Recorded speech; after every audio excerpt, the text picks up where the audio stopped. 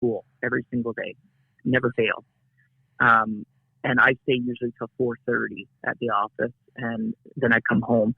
And, the first thing that I do, I get changed, get out of my clothes. Right into your shorts. I'm picturing those silver. My boxers. I'm like, Corey, I'm coming over. Can you put some pants on? Oh, do I have to? I mean, like, oh, no, it's all right, Corey. Yeah. All right. Yeah. Yeah. But so anyway, and then I sit down, and usually like within half an hour, 40 minutes, like I'm asleep. Oh yeah. And so there's sometimes, when I should be up at the supper table, and I don't always do a good job at that, but that's something I'm working on. Well, I mean, it just comes to show you, like, everybody thinks that, I mean, everyone's like, you'd be perfect, but I mean, like, it takes a real man to admit your faults and where you're falling short and stuff. Oh, yeah, and I have a lot of them, and Charlene could tell you all of my faults. And you know me, and I like to swear. Remember how I would come over to your place, and I would, and everybody thinks that I can't turn it off. And I can turn it off when I want to, can't I, Corey? You're pretty slick. Yeah, I don't get it, because I'm an ordained pastor, the same as Charlene. But when I'm with Scott, it's like he says words that I'm sure curse words that haven't been even invented yet. And he's just like, it just that's our Scotty. But then he comes over to my house. And he's a real gentleman, and it's amazing. You do I don't know. Too, when you talk about my mom. Or... Yeah, I mean, and I don't want. Yeah, I don't want to. Dr. Jekyll and Hyde. Yeah, it totally well, I is. mean, it's not like I'm bipolar, but I mean, I respect your boundaries, and I respect your family, and I mean, I would be disrespectful if I came into your house and I swore, and and I had to present it. I mean, I love kids, and actually, even at the church, and like when I was on duty and stuff with my my uniform, and you were very, very respectful. Yeah, very respectful. Yes. And I've seen that side. Yeah, as soon as the door closed, though, I'd punch you right in the gut, though, eh? Or give you a noogie. I'll give you a wedgie. And I'd tell you, if you told anybody I was going to beat you up, and I'd take your money, I'd be like, give me all your change. I'm going to go buy some coffees. Yeah, and you'd be like, probably more like candies. You and your taffies. Yeah, but So Scotty, you spent quite a bit of time over at my house. I did. I came over there for Christmas. I came over for Christmas. I mean, and I would spend Christmas with you guys. Spent a few nights over there at the house. Yeah. We had a barbecue. Remember the time you came over and we had barbecued turtle? Turtle. Yeah. Oh, you remember that? Yeah. And it was chewy as all shit. It was like. It was an actual turtle. Yeah, it was turtle. It was turtle. I've never heard. It was like bubblegum. Oh my goodness. Do you remember? This is a shocker. Do you remember the time when you asked me to come chaperone with you at the Peely Motor Inn and at the water park, right? And so, like, I mean, in everybody's mind, I'd be like the last person to come and be a chaperone for about 8 or 10 8-year-old girls, right? And you remember that? And who was a better? I remember who was a better chaperone than you were? I mean, like, I had to get the little girls' coats on after, and I had to round them up and make and there was Corey over playing with his phone somewhere. Yeah, I was were class. Yeah, that was awesome. And I also remember the kids. I think they were like playing arcade games or something. Oh yeah, and you were getting change for them. Oh yeah, out of the machine, and it ate your $5 bill. Yeah. And can you remember? You came up to me and you said, "I'll get that money back." Yeah. Can you remember what you did? Yeah, Can you remember what you did? Yeah, I stole a plant out of the fucking place. Did you really? Yeah, I took a plant home with me. I said, "That's my $5." You did. I stole the plant. Doubt. I stole the plant off the table and I took it home.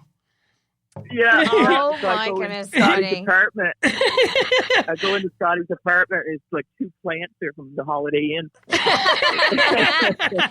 Oh my goodness, Scotty. But I mean, like, another thing is, like, me and you are I mean, like, I'm a big guy too, and I'm a little guy, but I mean, I'm heavily tattooed, right? And I mean, even though we're in the tattoo culture where everything's cool and stuff like that, but when you're in a place like that and I take off my shirt, I don't really feel comfortable. I don't. I mean, because I mean, it's on my chest. I mean, I don't have it on my face or anything like that. But I mean, like, my whole chest is covered in my arms, and I mean, I feel uncomfortable. But I mean, I'm aware of what people think and stuff like that. But I mean, are you there? I'm here. Okay. Yeah. Okay. So we're let's get back to. So I mean, like, let's go back to. So what? Well, you must be fearing the day when the guy bangs on the door. You open it up. Of course. And this guy's coming to take your daughter out. What are you going to... By the time he's like... he wants to take her out, he'll be like 7 feet tall. No, well, not be to be another guy, but I mean, like, what are you going to say to this guy? Are you going to take him and take him downstairs in the basement where into that cold room there and give him the once over? Are you going to put the fear of God into him? No, I don't think so. I think the preparation, I think it begins now with your daughter to make sure that she makes the right choices. Well, but it sort of begins with myself and Charlene. To me, there's no better example than the love that a husband and wife shares together. And my kids, they see me interact with their mom every single day. Some days I do good. Some days I do great. Other days I'm horrible. But at the end of the day, you know, those group hugs as a family, and you know, those moments when I go up behind Charlene and give her a hug, you know, my kids see that and they see how I treat their mom. And so I just hope and I pray that example they will follow, and that they will find a boy, a man that will love them just half as much as I love their mom, and will treat them with love and respect. And I can't say any of that without mentioning, you know, faith and a relationship with God. I think that's the foundation of any good relationship is to have that in common, you know. So if they can find a guy, you know, that loves them, treats them with respect, and, you know, a good foundation of faith, I think that's very, very important. Yeah, I'm gonna have to agree with you, and I mean, it just comes to show you. I mean, I get what you're saying, because I mean, if you're in a toxic relationship with your wife, and you were abusive and you were screaming and stuff like that, I mean, it's more likely that girl is she's going to think that that's normal, and then she's going to find a relationship later on in her life almost identical to that. And it's true, and that's how it works. Well, it's daddy issues, right? You know. Well, yeah. You're going to have a completely different perspective of what's healthy in a relationship. And, you know, any abuse within a relationship, any toxic relationship, it's not normal. And I don't want that for my girls. No, absolutely. And so Charlene and I, we've talked about, it's our responsibility to gross our kids out at least once a day. To what? You know, to gross them out. Oh, to gross them out. Gross them out. Yeah. Like make them roll their eyes. Just go up and like kiss each other, love each other. Oh, okay. I got you know? I got you.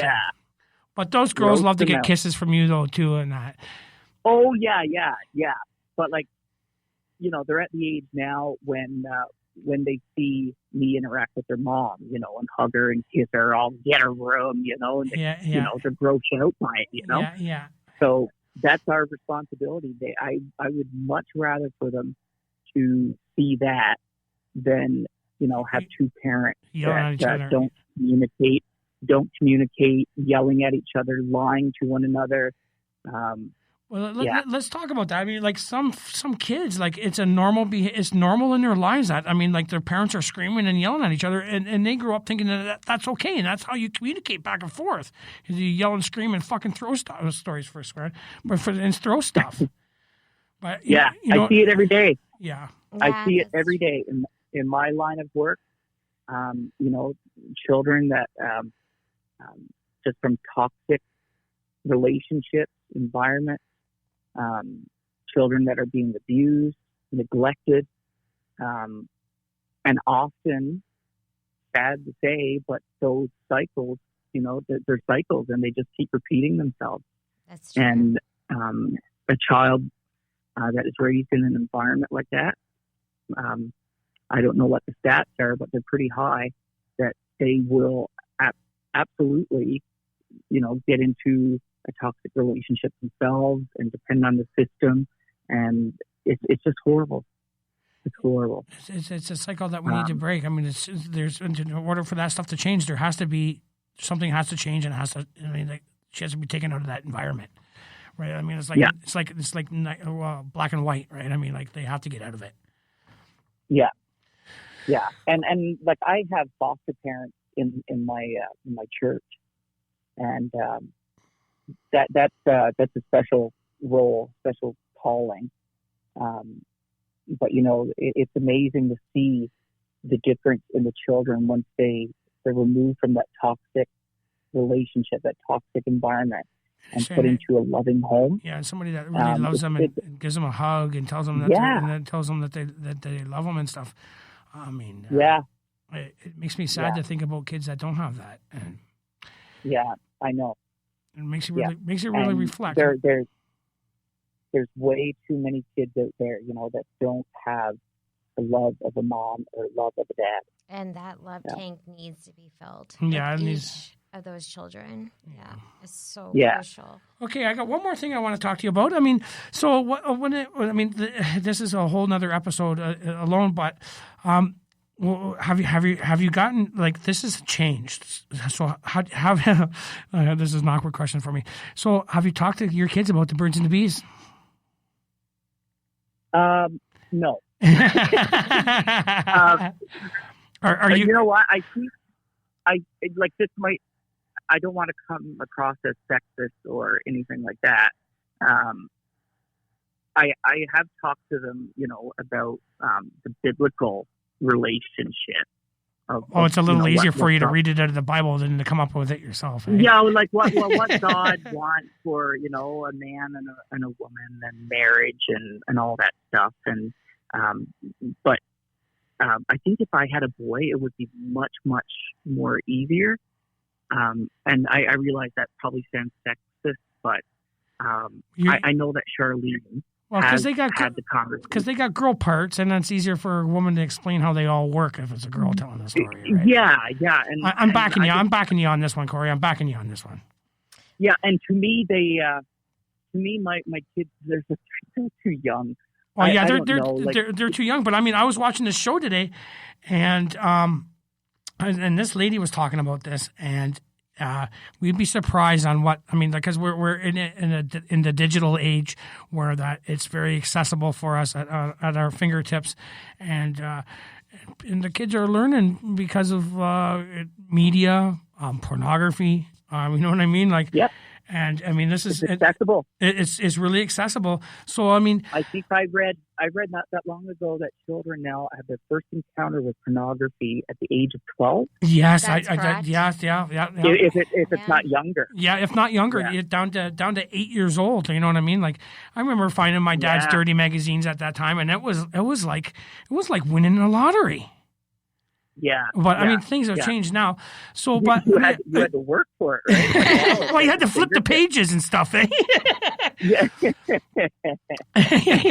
But I mean, now, things have changed. So, I mean, so kids are getting influenced by pornography at a younger age. They're getting exposed to it at a younger age.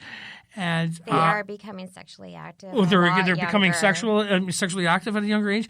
So, I mean, that's a pretty scary thing. And what I'm worried about is what's going to happen in the future. Like, if it's this now, like, imagine what it's going to be like in 10 years and then 20 years. You know what I mean? I know. It's a scary thought.